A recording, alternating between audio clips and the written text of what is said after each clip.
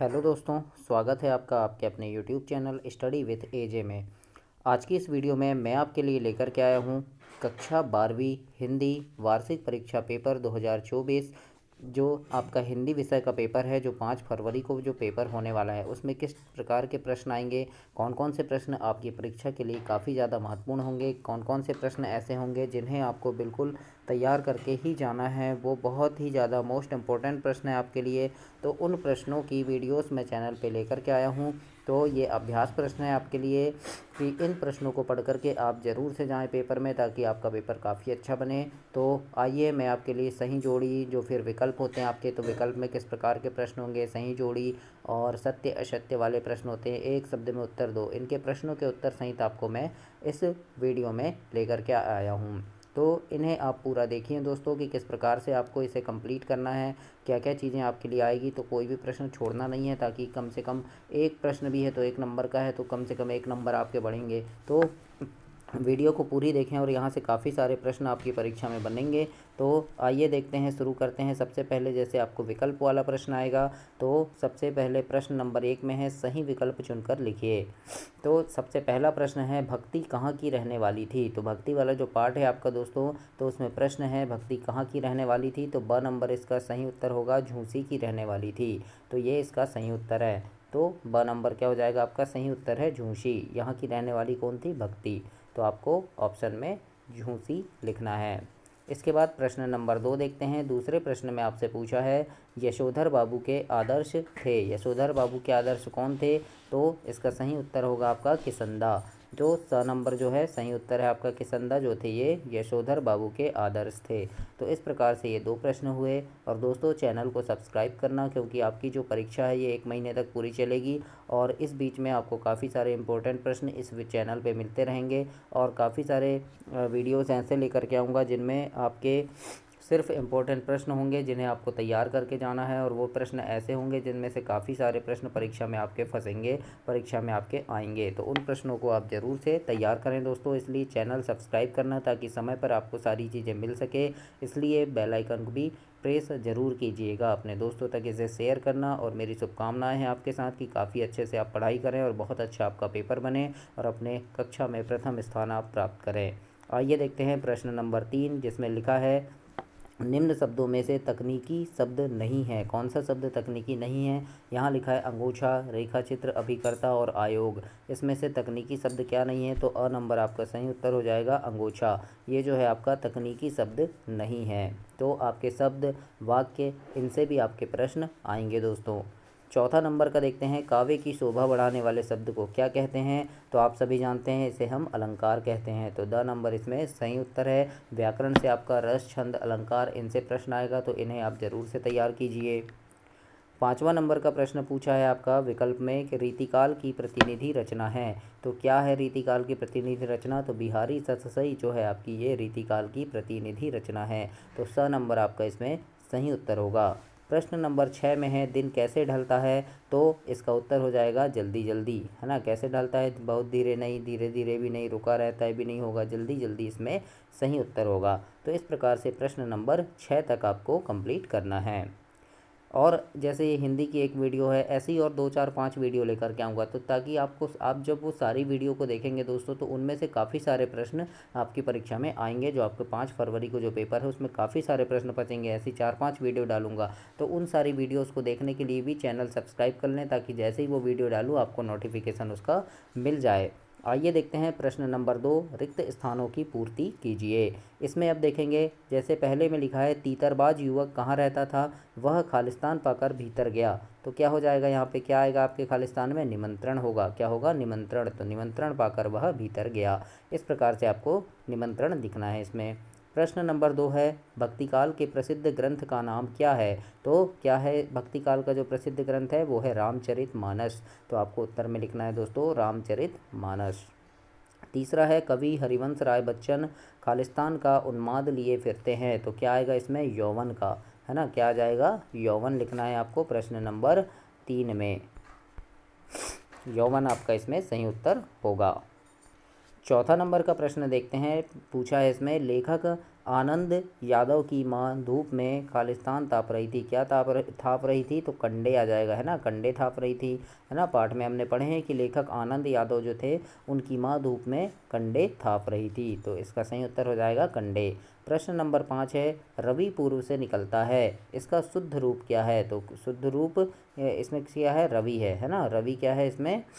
इसका शुद्ध रूप है रवि पूर्व से निकलता है, तो रवि इसमें खालिस्तान में आएगा आपका। खालिस्तान के भेद महाकाव्य और खंडकाव्य हैं किसके? तो प्रबंध काव्य, है ना। प्रबंध काव्य जो है उसके भेद कौन कौन से हैं? तो महाकाव्य और खंडकाव्य हैं। तो इस प्रकार से ये भी आपका रिक्त स्थान वाला कंप्लीट हुआ। अब हम देखते हैं प्रश्न नंबर 3, सही जोड़ी बनाइए। इसमें सही जोड़ी बनाने के लिए आपका पहले में लिखा है कविता के बहाने, तो कविता के बहाने क्या आ जाएगा? ये किसने लिखा है इसको? कुंवर नारायण हो जाएगा। दूसरा है ज्ञानमार्गी शाखा, तो ज्ञानमार्गी शाखा के कवि कौन थे? तो ज्ञानमार्गी शाखा के कवि थे कबीरदास। इसके बाद है महादेवी वर्मा, तो महादेवी वर्मा कौन सी कवि थी? कौन सी कवियत्री थी? छायावाद की थी, तो ये इनका छायावाद आ जाएगा तीसरे का। फिर गंगोत्री, तो गंगोत्री किसने लिखा है? उमाशंकर जोशी ने लिखा है, तो ये इसका आ जाएगा उमाशंकर जोशी। फिर रेडियो नाटक, तो रेडियो नाटक का आ जाएगा दोस्तों सीमित क्या आ जाएगा इसमें? सीमित पात्र, है ना। फिर कुलाधिपति, कुलाधिपति जो है ये क्या है? तकनीकी शब्द है। और फिर आख्यानक गीतियाँ, ये हो जाएगा झांसी की रानी।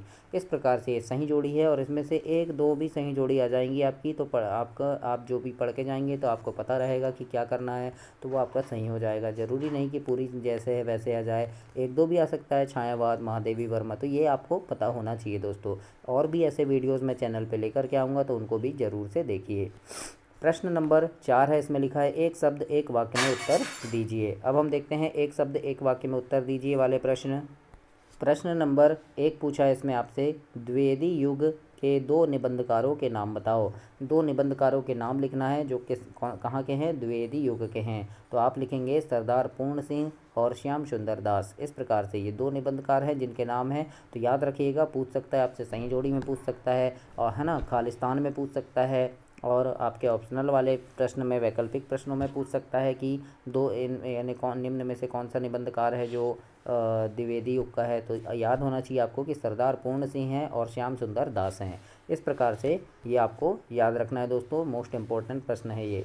इसके बाद दूसरा देखते हैं, बच्चे किसकी प्रत्याशा में होंगे? तो अपनी माता की, ये इसका सही उत्तर होगा। प्रश्न नंबर 3 है, आधुनिक काल के 2 महाकाव्यों के नाम लिखिए। तो आधुनिक काल के जो 2 महाकाव्य हैं कौन कौन से हैं? साकेत और कामायनी हैं। तो इस प्रकार से आपको ये 2 आंसर में लिखना है, साकेत और कामायनी। प्रश्न नंबर 4 है, प्रश्न नंबर 4 में लिखा है, प्रश्न नंबर 4 में आपसे पूछा है दोस्तों, विपरीतार्थक शब्द युग्म का कोई एक उदाहरण लिखिए। तो जैसे आकाश पाताल, ये क्या है? विपरीतार्थक शब्द युग्म है ना, मतलब आकाश पाताल। इस प्रकार से आपको लिखना है। इसके बाद मतलब जो विपरीत शब्द होते हैं उनको युग्म में हम कैसे लिखेंगे? आकाश पाताल ऐसा लिखते हैं ना, आकाश पाताल, तो ये क्या है? विपरीतार्थक शब्द युग्म कहलाएगा। इसके बाद प्रश्न नंबर 5 है, जिसमें पूछा है घटना स्थल से किसी खबर के सीधे प्रसारण को हम क्या कहते हैं? तो उसे हम लाइव कहते हैं, है ना। लाइव प्रसारण सुने होंगे आपने, तो क्या कहेंगे? उसे लाइव कहेंगे। अगला है प्रश्न नंबर 6, मंत्री मास्टर लेखक को क्या कहकर पुकारने लगे? तो आनंदा कहकर पुकारने लगे थे, पाठ में हमने पढ़े हैं, तो इसका सही उत्तर हो जाएगा आनंदा। इसके बाद प्रश्न नंबर 7 है, इसमें लिखा है लेखक के पड़ोस में कौन महानुभाव रहते थे? तो लेखक के पड़ोस में कौन रहता था? भगत जी रहते थे। इस प्रकार से आपके प्रश्न हैं। इसके बाद प्रश्न नंबर 5 में है, सत्य असत्य लिखिए।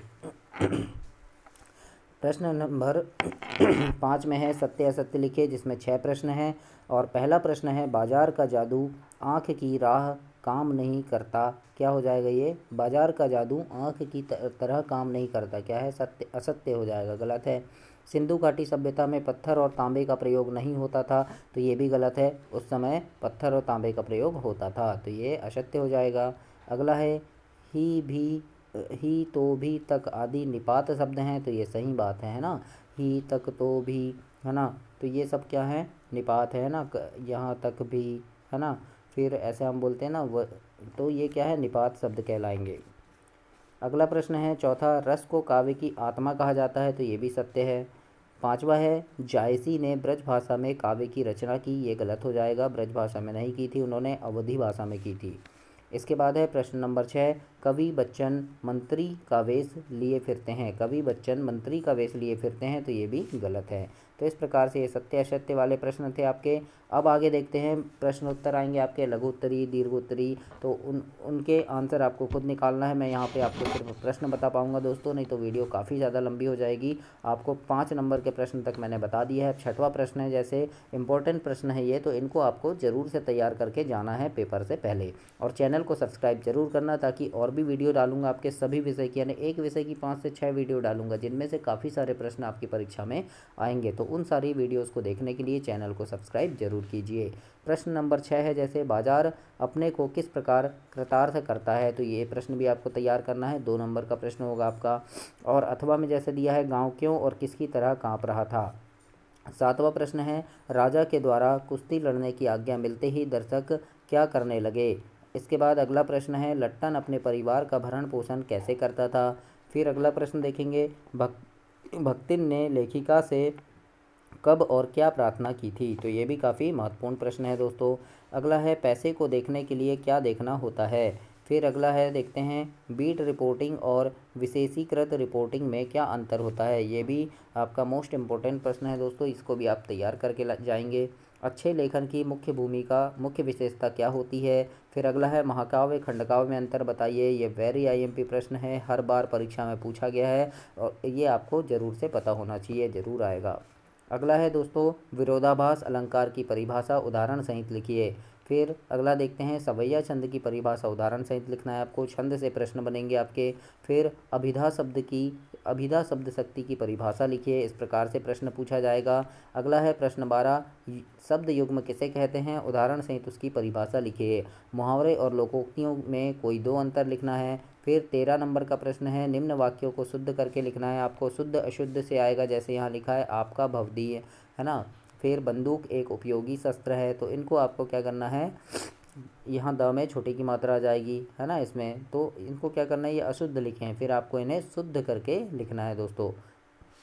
इस प्रकार से आपको इन्हें शुद्ध अशुद्ध से आएगा सब। फिर अगला है, निपात शब्द का अर्थ बताते हुए कोई 2 निपात शब्द लिखना है, निपात क्या होते हैं, तो है ना, ऐसे शब्द जो अनचाहे आ जाते हैं उन्हें हम निपात कहेंगे, और निपात शब्द लिख देना, जैसे ही, भी, तक, तो, है ना, ये क्या है, निपात शब्द हैं। अगला है प्रश्न नंबर 14, आसमान में रंग बिरंगी पतंग को देखकर आपके मन में कैसे ख्याल आते हैं, तो इसका उत्तर लिखना है आपको। उड़ने और खिलने का कविता से क्या संबंध है ना, कविता पढ़े हमने जिसमें उड़ने और खिलने से का कविता से क्या संबंध है, तो आपको इसका उत्तर लिखना है। तो इस प्रकार से जो ये प्रश्न है काफ़ी ज़्यादा महत्वपूर्ण है दोस्तों। 15 नंबर का प्रश्न जैसे पूछा है, भाषा को सहूलियत से बरतने से क्या अभिप्राय है। फिर अगला है, बच्चे किस बात की आशा में नीडों से झांक रहे होंगे, है ना, इस प्रकार से ये प्रश्न है। अगला प्रश्न है प्रश्न नंबर 16, जिसमें लिखा है, निम्नलिखित अपठित गद्यांश को पढ़कर प्रश्नों के उत्तर लिखिए। तो आपको एक गद्यांश दिया रहेगा और नीचे कुछ प्रश्न हैं, उनके उत्तर आपको लिखने रहेंगे। तो अपठित गद्यांश से आपके प्रश्न बनेंगे दोस्तों, जिसमें गद्यांश को पढ़कर उत्तर आपको देने हैं। इसके बाद जैसे अथवा में है, अथवा में ये अपठित गद्यांश से दूसरा, अगर एक नहीं बन रहा तो आपको दूसरा करना है। इस प्रकार से आपको कोई एक प्रश्न को करना है, दोनों नहीं करना है। प्रश्न नंबर 17 है, जैसे रघुवीर सहाय अथवा हरिवंश राय बच्चन का काव्यगत परिचय निम्नलिखित बिंदुओं के आधार पर लिखिए। तो जैसे यहाँ पर दिखे रघुवीर सहाय और हरिवंश राय बच्चन, इनका जीवन परिचय आपको याद करना है। जैसे 2 रचनाएं, भावपक्ष और कलापक्ष लिखना है, साहित्य में स्थान, तो इस प्रकार से ये चीज़ें लिखनी है दोस्तों। तो इनका जीवन परिचय आप याद जरूर कीजिएगा, इसे तैयार करके पेपर में जाइएगा। प्रश्न नंबर 18 में दिया है, हजारी प्रसाद द्विवेदी अथवा धर्मवीर भारती का साहित्यिक परिचय लिखना है, 2 रचनाएं, भाषा शैली और साहित्य में स्थान।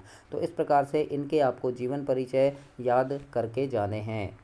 प्रश्न नंबर 19 में लिखा है, धर्म पार्थक्य नहीं एकता का घोतक है, इसका उत्तर आपको लिखना है। या फिर क्रिकेट के खेल के विषय में 2 मित्रों के मध्य संवाद लिखिए, मतलब क्रिकेट खेल के विषय में 2 मित्रों के बीच जो बातचीत हो रही है उस बातचीत को आपको लिखना है। तो इस प्रकार से भी प्रश्न आपके परीक्षा में पूछा जाएगा, तो इसे आप कंप्लीट करके जाइएगा। अगला देखते हैं प्रश्न नंबर 20, जिसमें आपसे पूछा है कि निम्नलिखित पद्यांश की प्रसंग सहित संदर्भ प्रसंग सहित व्याख्या करनी है आपको। तो ये जो पद्यांश दिया है आपको ये पढ़ना है, और आपके जो पाठ में जो कुछ कविताएं दी है ना, उनके पद्यांश, उन्हें और उनके भावार्थ, उनके संदर्भ प्रसंग, ये आपको ज़रूर से याद करके जाना है, क्योंकि पेपर में आपको संदर्भ प्रसंग सहित एक कविता लिखने के लिए ज़रूर पूछा जाएगा दोस्तों। तो इस प्रकार से जैसे ये है, ये भी आपका इन्हें भी कंप्लीट कर सकते हैं दोस्तों, और पाठ से और भी कविताएं हैं उन्हें भी तैयार कीजिएगा। 21 नंबर के प्रश्न में देखते हैं। प्रश्न नंबर 21 है, निम्नलिखित गद्यांश की संदर्भ प्रसंग सहित व्याख्या कीजिए।